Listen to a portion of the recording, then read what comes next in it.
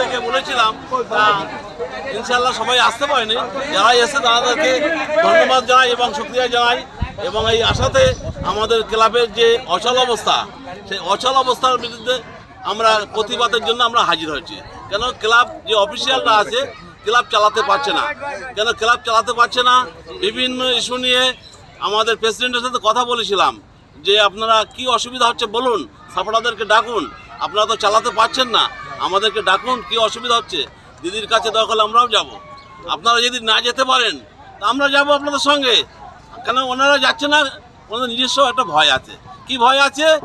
সামনে ইলেকশন আছে, টিকিট পাবে না। আমাদের তো সেটা নেই, আমাদের তো কোনো ভয় নেই। আমরা ক্লাবকে ভালোবাসি, ফ্যামিলিকে যেরকম ভালোবাসি এই ক্লাবটাকে ভালোবাসি।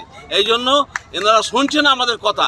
ওই জন্য আমাদের এই প্রতিবাদটা ছোট করলে হবে না, প্রতিবাদটা অনেক জোরালো করতে হবে।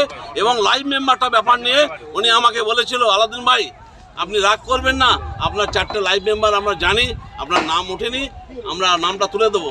সেই নামটা তুলে দেবো 17টা রোজার দিনে বলেছিলেন। আজকে এতদিন হয়ে যাচ্ছে, আমরা কেন বারংবার বলতে হবে?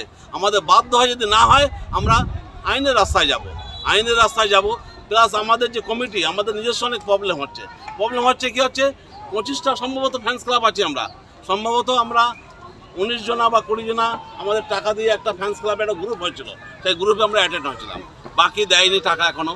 যদি না দিতে চায় বারংবার ওনাদেরকে বলা উচিত হবে না, আমার মনে হচ্ছে বারংবার বলা উচিত হয় না। এবং ওই টাকাটা নিয়ে কি কাজে লাগানো যায়, যেহেতু টাকাটা আমার কাছে জমা